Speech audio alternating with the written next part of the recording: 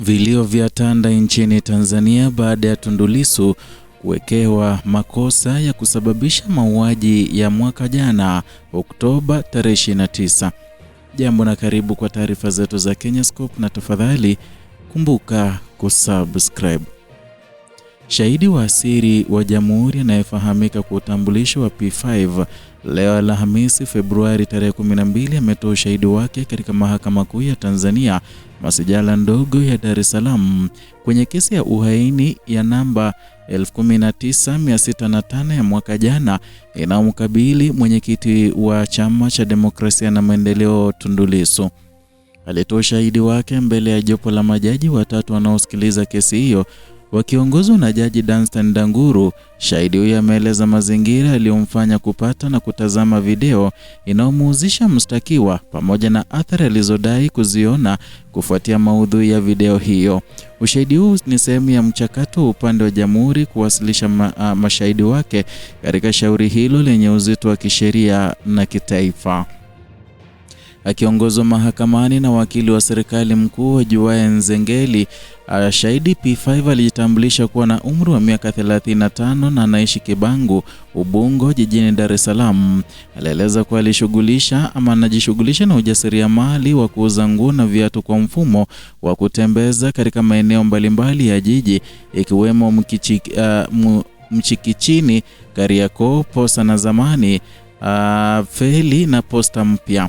Alivyofunua kwa bidhaa hizo hazikuchukua Ilala Boma kabla ya kuanza kuzisambaza. Mbali ya biashara hiyo ya kutembeza, P5 aliambia mahakama kuwa wakati mwingine kujihusisha na uoshaji magari ni kujiongezea kipato. Alieleza kuwa ufanya hivyo kuhakikisha anaendelea kujipatia riziki ya kila siku. Kuhusu tukio linalomuhusu ama linalohusiana na kesi hiyo, shahidi huyo alieleza kuwa Aprili tarehe 4 mwaka jana alipokuwa amejipumzisha katika eneo la Posta ya Zamani Garden, alikuwa kiperuzi mitandao ya kijamii kupitia simu yake aina ya smartphone Sony Galaxy. Alitaja mitandao aliyokuwa akitumia kuwa ni Facebook, WhatsApp na YouTube. Alisema alipokuwa kiperuzi Facebook alikutana na video fupi iliyomuonesha Tundu Lissu. Alifanua kuwa ili kuingia kwenye mtandao wa Facebook ni lazima uwe na akaunti pamoja na huduma ya interneti, na kwamba yeye alikuwa navyo tayari, na kutokana na kufahamu Lissu kupitia mtandao wa kijamii na vyombo vya habari kama mwanasiasa, aliamua kufungua video hiyo ili kusikia alichokuwa akizungumza. Kwa mujibu wa maelezo yake, alipofungua video hii alimsikia na kumuona Lissu akisema kuwa uchaguzi mkuu wa mwaka jana unaotumika kuchagua madiwani wa bunge na rais hautafanyika. Alidai pia kuwa alimsikia akisema hata kukinukisha, kauli ambayo shahidi alisema ilianza kumtia hofu. P5 aliendelea kuieleza mahakama kuwa katika video hiyo pia alimsikia Lissu akisema kwamba jeshi la polisi litatumika kuiba kura na kwamba majaji ni CCM na hawatendi haki mahakamani. Kauli hizo kwa mujibu wa shahidi ziliongeza wasiwasi wake. Alipoulizwa na wakili wa serikali kuhusu mazingira ya tukio hilo, shahidi alisema alimwona Lissu akiwa amesimama jukwani amevaa gwanda la kaki na t-shirt nyeusi kwa ndani pamoja na miwani. Alieleza kuwa nyuma yake kulikuwa na pazia lililochagizwa na rangi ya bendera ya taifa. Baada ya kutazama video hiyo, shahidi alisema aliendelea kupumzika na kuperuzi mitandao kwa muda zaidi, kisha akaondoka kuelekea kituo cha daladala kwa ajili ya kurudi nyumbani Kibangu. Hata hivyo, alipofika Ubungo aliamua kuelekea maskani kwenye kijiwe cha kahawa. Akiwa kijiweni hapo alisema alikuta mjadala mkali kuhusu video hiyo aliyokuwa ameiona awali. Alidai kuwa wengi waliokuwepo walionekana kumuunga mkono Lissu na hoja yake ya kukinukisha. Kwa mujibu wa maelezo yake, baadhi yao walieleza kuwa watahakikisha siku ya uchaguzi watu hawaendi kupiga kura. Shahidi alisema mjadala huu ulimuongezea wasiwasi, akiona kuwa kuna dalili ya uwezekano wa kutokea fujo siku ya uchaguzi. Alieleza kuwa aliona iwapo hali hiyo ingetokea basi ingeweza kuvuruga amani na kuathiri shughuli za kiuchumi, hasa kwa wafanyabiashara wa kutembeza kama yeye. Baadaye alisema aliondoka kijiweni hapo na kurejea nyumbani. Alidai kuwa alipofika nyumbani alimpigia simu ndugu yake aliyemtaja kwa jina ya Rama, anayefanya kazi ya upolisi katika eneo la Tabata relini, akimuuliza kama alikuwa amesikia habari hizo zilizozuka zikizambaa mtandaoni kuhusu Lissu.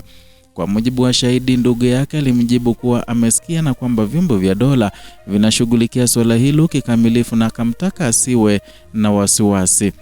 Kesi hiyo ya Lissu ambayo anakumbana nayo ya uhaini ni kosa la uhaini kwa mujibu wa sheria za Tanzania na ni miongoni mwa makosa mazito ya jinai, na kwamba husikilizwa na jopo la majaji zaidi ya mmoja kutokana na uzito wake.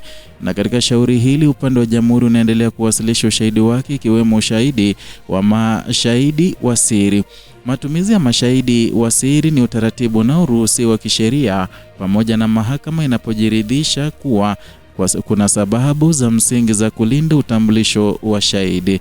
Kwa mujibu wa mwenendo wa mashauri ya jinai, upande wa mashtaka huanza kwa kuwasilisha mashahidi wake na vielelezo, na kabla ya mahakama kuamua kama mshtakiwa ana kesi ya kujibu.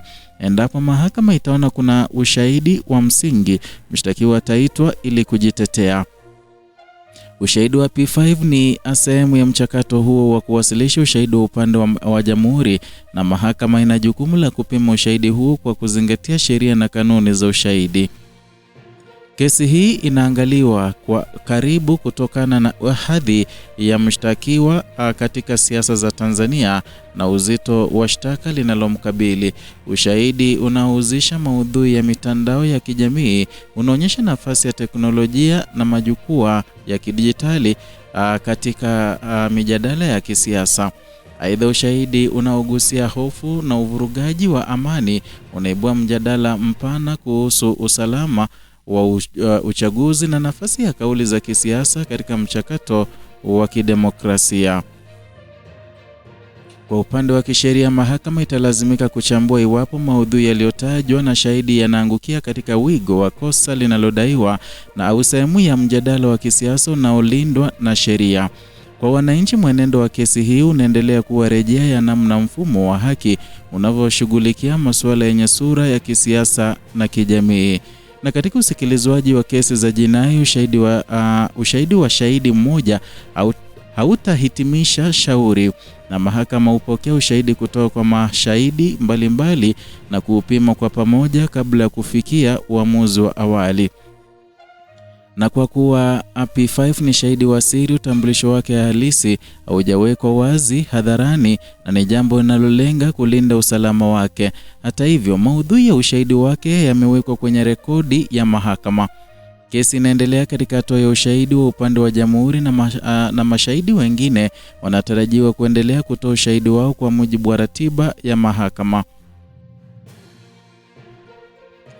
Kwa sasa Mahakama Kuu ya Tanzania masjala ndogo ya Dar es Salaam imeendelea kusikiliza ushahidi wa upande wa jamhuri katika kesi ya uhaini nambari 19605 inayomkabili Tundu Lissu. Shahidi wa siri P5 amewasilisha ushahidi wake akieleza mazingira ya kutazama video na athari alizodai kuziona.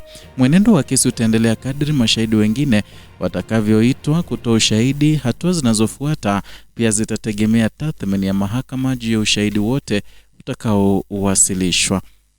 Ni hayo tuliokuandalia kwa sasa. Zidi kuwa nasi kwa taarifa nyingine nyingi. La kufanya ni kusubscribe, kulike na kushare video zetu.